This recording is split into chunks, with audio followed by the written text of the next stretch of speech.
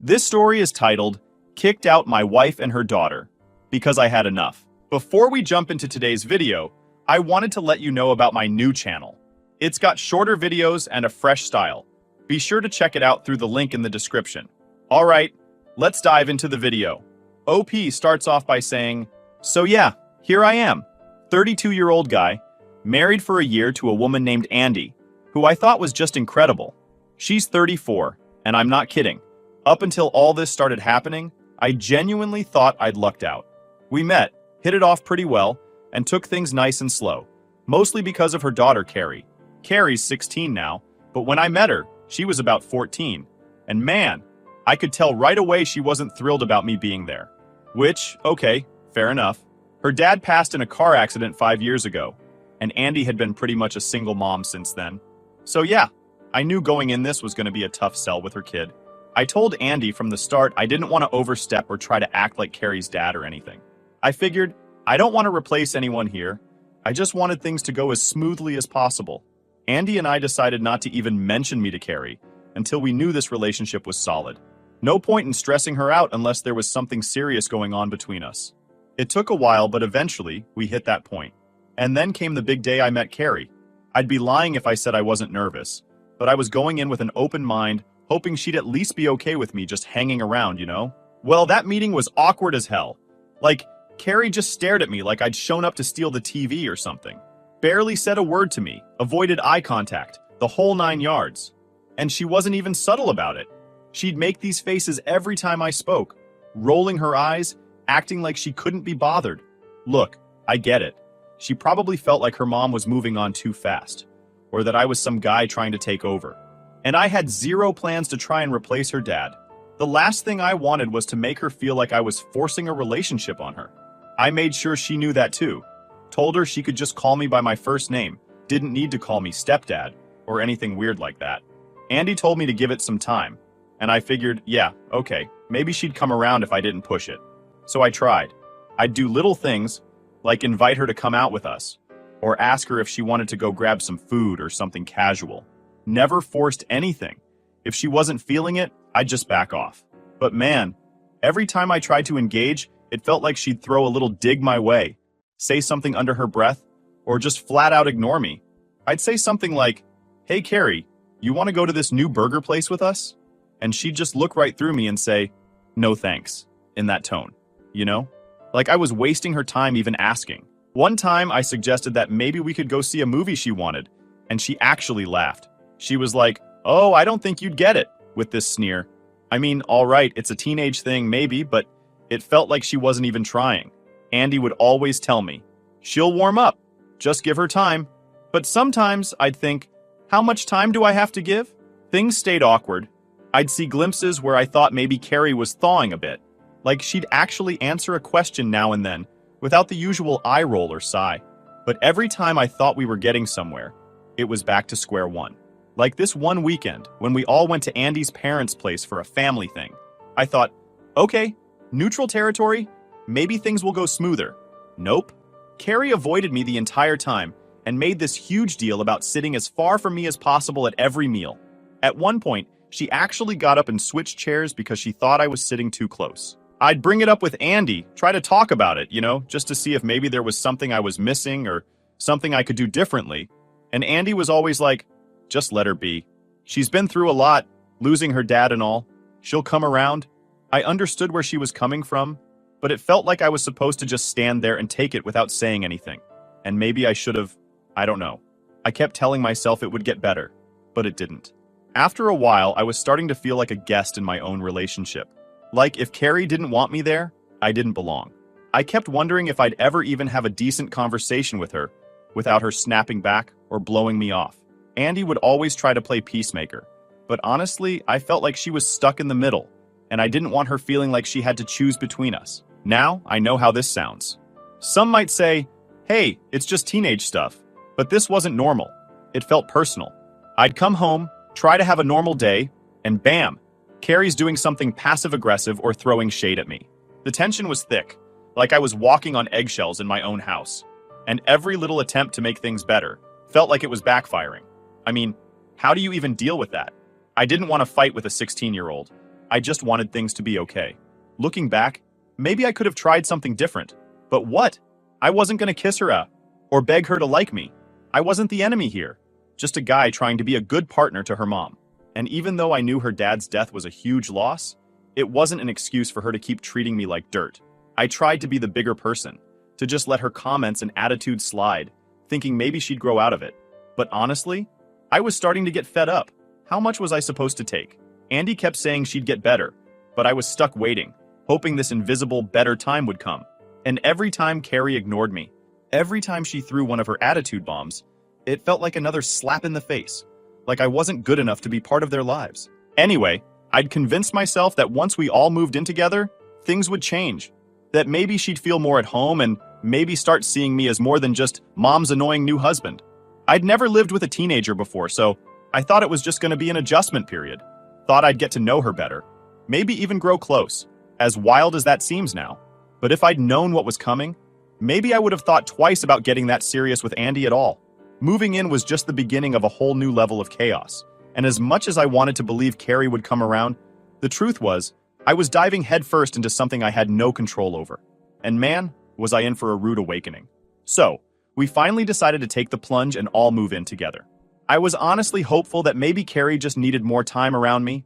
Like maybe she'd just been feeling like a stranger in her mom's relationship this whole time, and that living together would help break down those walls. I was hoping for one of those moments where we'd all have some big family bonding experience, and Carrie would finally see I wasn't the enemy. But man, was I wrong. The second they moved into my place, it was like Carrie flipped a switch and took her attitude from distant and cold to full-blown hostility. I'm talking about trashing my stuff, giving me the silent treatment, and straight up treating me like I was some invader in my own damn house. She'd ignore me so hard that I'd actually have to double-check if I was even in the same room. It was like she saw me as some kind of threat that needed to be fought off at every turn. At first it was small stuff, like leaving her dishes piled up in the sink, which I thought was a normal teenager thing. I'd just clean them up and move on because, picking battles and all that. But things escalated fast. I started noticing little acts of rebellion, tiny messes left around just to piss me off, towels thrown on the bathroom floor, garbage not taken out, random stuff like that. I'd mention it to Andy, hoping she'd see what was going on, but she'd just brush it off with, "Oh, it's just a phase, she'll grow out of it." Then one day, I come home from work and head into the kitchen, and there's glass all over the damn floor. I mean, shards of glass everywhere, like a whole set of plates and cups had been smashed. I thought maybe she had dropped something by accident, so I started cleaning it up. But then I noticed some of the pieces looked, like, intentionally broken. I'm talking about clean breaks, the kind you get from someone chucking stuff as hard as they can. I asked Andy about it, and she looked stressed but tried to play it off, saying, "Oh, she's just frustrated. I'll talk to her." And I'm like, frustrated? So what? She just goes full destruction mode now? But I bit my tongue and just let her deal with it, hoping maybe a talk from her mom would actually help. Well, it didn't. If anything, Carrie just doubled down. She started going for the petty stuff, and it was like she was finding creative ways to make my life hell.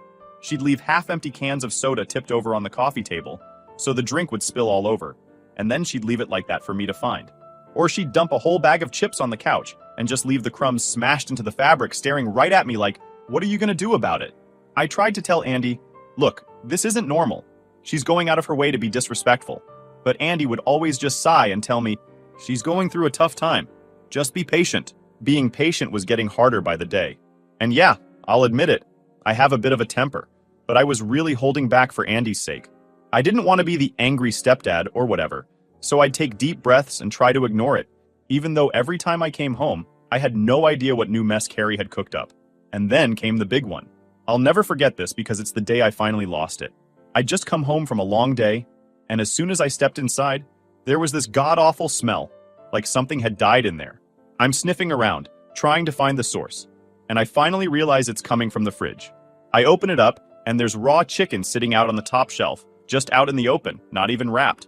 It had been left there for who knows how long because the stench was overwhelming. Turns out Carrie had taken the chicken out for meal prep, her words not mine, and just left it there, like she couldn't be bothered to clean up. I called her down, trying to keep my voice steady, and asked her what the hell was going on. She just shrugged and said, "I forgot." That's all she had to say. No apology, nothing.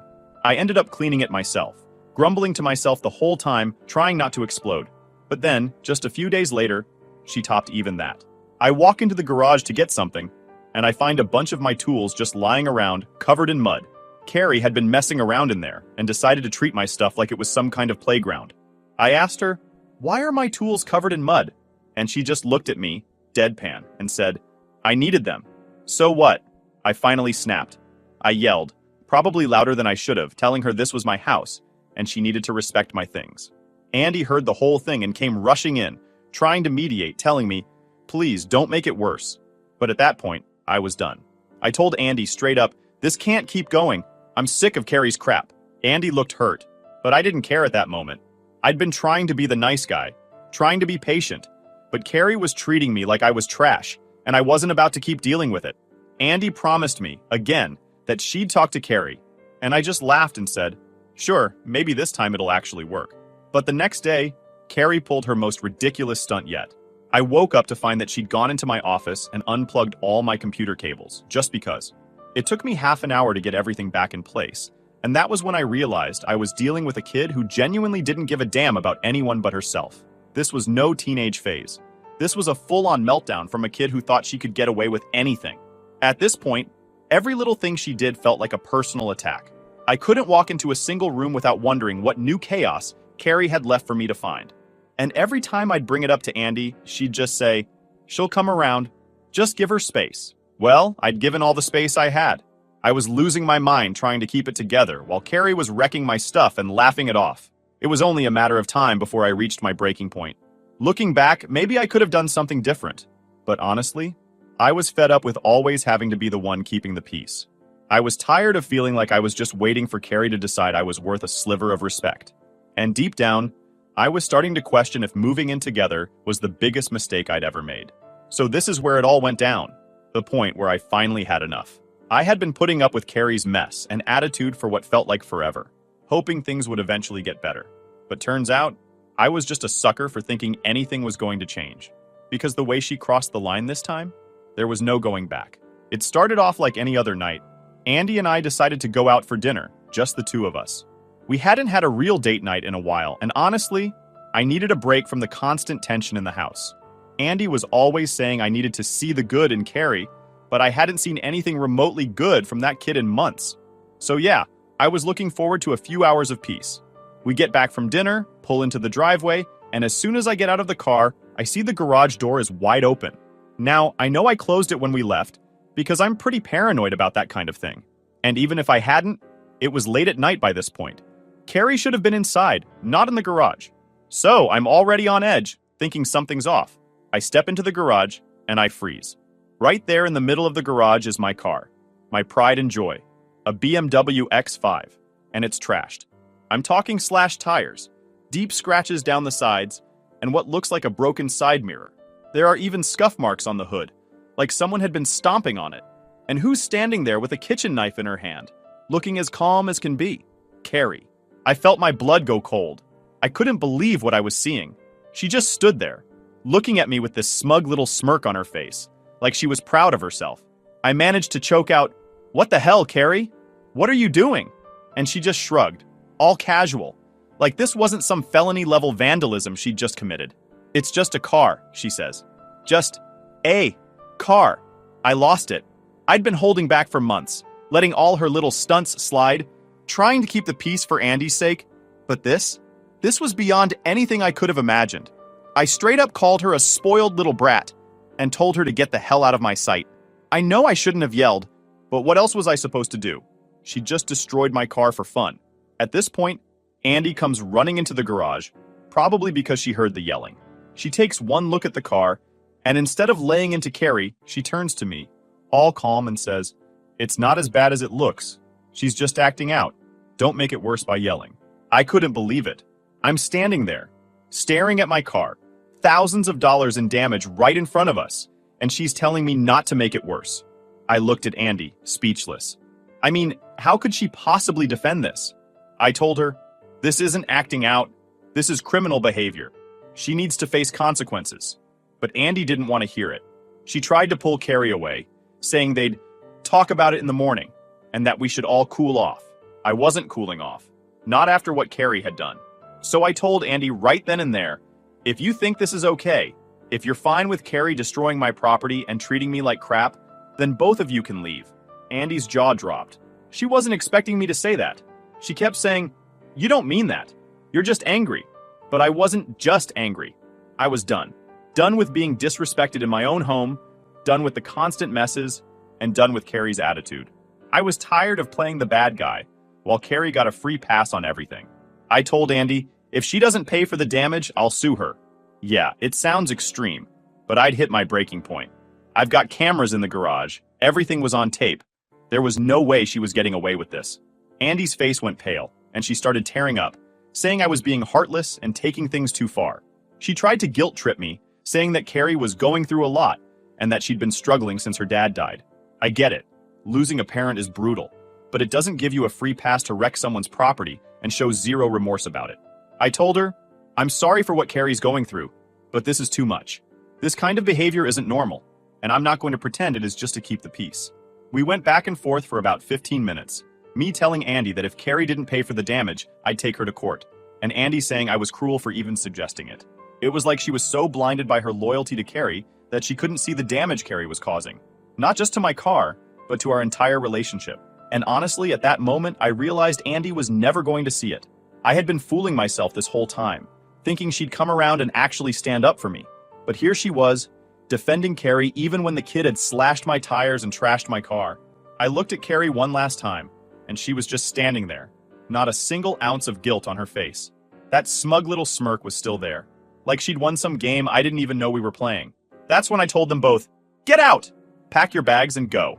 They looked shocked, like they couldn't believe I'd actually followed through. Andy started begging me to calm down, saying we could work it out, that Carrie didn't mean it. But I was beyond caring at that point. I was done trying to fix things when it was obvious no one else was interested in making this work. As they left, I stood there, looking at the wreck that was once my car, feeling more drained than I've ever felt in my life.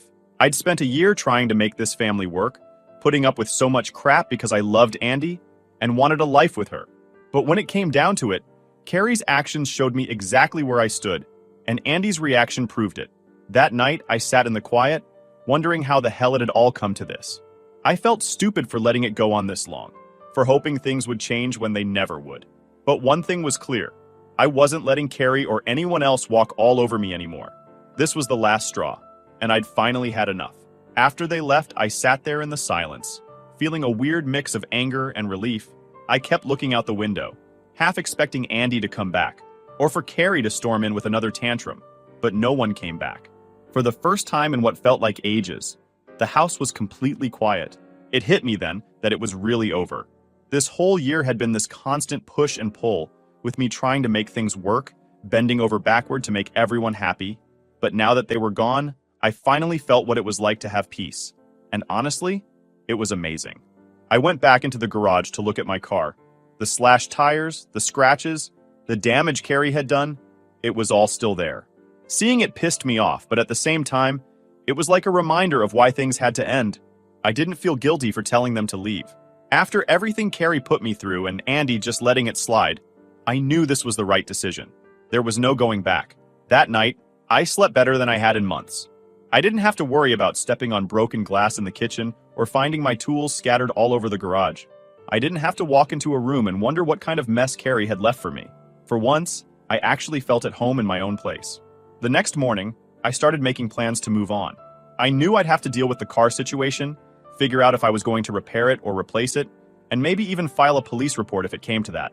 But for now, I just wanted to enjoy the quiet, to actually feel like I was in control of my own life again.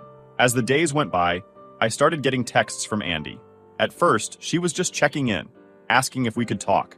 She'd send these long messages, telling me how much she missed me, how she thought we could work things out, how Carrie was just acting out because of her dad's death. Same stuff she'd been saying all along. And honestly, it just reminded me why I couldn't keep doing this. I'd given it everything I had, tried to make it work, and Carrie kept pushing every single button I had while Andy defended her.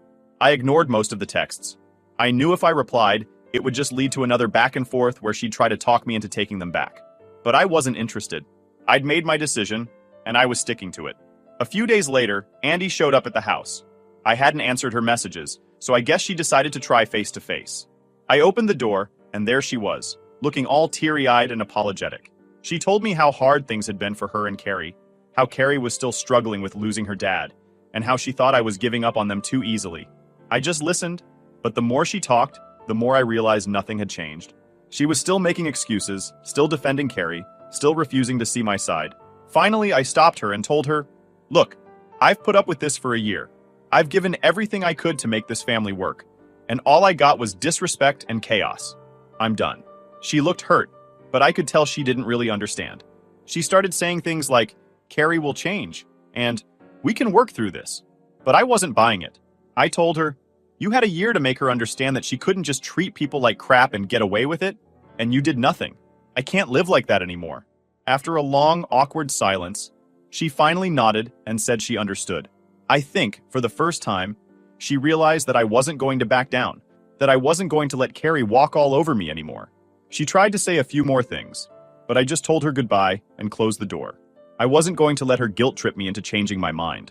Once she was gone, I felt this huge weight lift off my shoulders. I'd been holding on to this idea of us being this happy little family, but that was just some fantasy I'd built up in my head. The reality was that I'd been living in a nightmare, and it was finally over. In the days that followed, I started putting my life back together. I focused on fixing up the house, getting things organized, making it feel like my place again. It felt like I was reclaiming my space, and with every little thing I did, I felt more like myself. People started asking questions, of course. Friends and family wanted to know what happened, why Andy and Carrie were gone. I kept it simple, just told them it didn't work out. No one really pushed for details, and that was fine by me. I wasn't interested in rehashing every little thing Carrie had done, or explaining why Andy hadn't backed me up. The people who knew me well could tell I was happier, and that was enough. There were moments, though, when I'd think back on it all and feel a bit of sadness, maybe a little regret. Not because I missed them, but because I'd put so much time and energy into something that turned out to be a complete mess. I'd wanted a family, wanted to be that supportive partner for Andy, and it hadn't worked out. But in the end, I realized it was better to be alone and happy than stuck in a toxic situation where I was constantly disrespected. One day, I was cleaning out the garage and finally decided to get rid of some of the things that reminded me of Carrie and Andy. I tossed out some random junk they'd left behind. Old clothes, notebooks, whatever. And as I was doing it, I felt like I was really moving forward. Like I was closing that chapter of my life for good. Final update. So, after everything went down, Andy reached out, wanting to talk. I'll be honest, I wasn't thrilled to meet up, but I thought maybe there'd be some sort of closure, or maybe she'd finally see my side. We sat down, and she started talking about how we could work through it, and how I needed to just be patient. She wanted me to come back and try again, promising that Carrie would get better, that this was all just a rough phase. But I was done. I mean, I'd already been patient. I'd been giving chances for a year while Carrie wrecked my stuff and my peace of mind, and Andy let it happen every single time. I told her as calmly as I could, "I'm sorry, but I'm done, Andy. I can't keep doing this." I explained that I needed to think about myself for once, that this wasn't just about one incident, but a whole pattern of disrespect and chaos. And honestly, I could tell she didn't fully get it. I think she really believed this could be fixed if I just put up with Carrie's nonsense a little longer. But the thing is, I didn't want to put up with it. I was tired of waiting for a kid who had zero respect for me, tired of Andy constantly defending her, and tired of feeling like an outsider in my own home. So we ended up signing the divorce papers pretty quickly. Thanks to our prenup and the fact that we didn't share finances, it wasn't a messy process. It was actually pretty simple. We just sat down with the papers, signed them, and that was that. No need to drag it out any more than we already had. In some ways, it felt surreal. Like, is this really it? But I knew deep down that this was the right thing to do. The relief I felt was all the proof I needed. Of course, there was still the matter of the car damage. That was where things got tricky. My insurance company wouldn't cover it because apparently, vandalism wasn't included in my policy. So all 6,000 euros worth of damage was on me. Seeing that estimate was like a punch to the gut, especially after everything else that had happened. I told Andy straight up that Carrie needed to take responsibility for what she'd done and cover the costs. But surprise, surprise, Andy didn't have the money, and she wasn't exactly in a position to help. She'd moved back in with her parents and was struggling to find her own place, so her hands were tied. I debated for a while whether I should just let it go, but honestly, why should I? Carrie had to learn that actions have consequences, and I was tired of being the one constantly left to pick up the pieces. So, I made a deal with Andy. I'd cover the cost of the repairs up front, and she'd pay me back monthly until it was all settled. We even got it written up officially, just so there'd be no forgetting or backing out. I wasn't going to leave it to chance. And because I'd filed a police report, Carrie now has a criminal record. I know some people might think that's extreme, but if you'd been in my shoes, you'd understand. She brought this on herself. Maybe now she'd realize she couldn't just go around trashing people's property and expecting no consequences. The weeks that followed were interesting. I'll admit, it was strange at first, coming home to an empty house, without all the messes and attitude waiting for me. I'd grown so used to the tension that it took a little while to get used to the quiet. But the weird thing? After the first few days, I started to feel a lot lighter. It was like this massive weight had been lifted off my shoulders. I didn't have to worry about stepping on broken glass in the kitchen or finding my tools scattered all over the garage. For the first time in months, I actually felt at peace. Friends have been great through all of this. I told a few of them what happened, and they were all on my side. They kept telling me I'd done the right thing, that I needed to stand up for myself. It felt good to hear that because, honestly, there were moments where I wondered if I'd made the right call. I mean, it's not every day you kick your wife and stepdaughter out, but then I'd remind myself of everything I'd put up with, and any doubts I had would disappear. I'd spent a year being patient, being understanding, bending over backward to keep the peace, and where did it get me? A slashed-up car and a stepdaughter who treated me like dirt. No! I didn't regret my decision one bit. And thanks to all of you here who told me I wasn't the a-hole. I know this might sound cheesy, but your comments actually helped a lot. It's weird to think about, but sometimes it's easier to get perspective from people who don't even know you than from those who do. Reading your comments, seeing the support, the "you're not the bad guy here" messages, it was exactly what I needed to keep moving forward. Every now and then, I'd get a text from Andy. Nothing too major, just little messages checking in, seeing how I was doing. I ignored most of them. I wasn't interested in rehashing anything or being guilt-tripped into second-guessing myself. She'd made her choice when she sided with Carrie time after time, and I'd made mine. Besides, the last thing I needed was to get pulled back into that mess. Now, with everything behind me, I'm focusing on getting my life back on track. I started doing little projects around the house, fixing things up, organizing, making it feel like mine again. It's amazing how different everything feels, without all that stress hanging over me. I'm reconnecting with friends I hadn't seen in months, making time for hobbies I'd let go of, just taking care of myself for once. And yeah, it feels pretty damn good. So yeah, it's been a hell of a few weeks, but in the end, I feel lighter. I feel free. I've got my peace, my space, and my sanity back, and that's worth more than anything I could have gained by staying. Here's to moving on. And thanks to all of you who reminded me I wasn't the a-hole in this mess.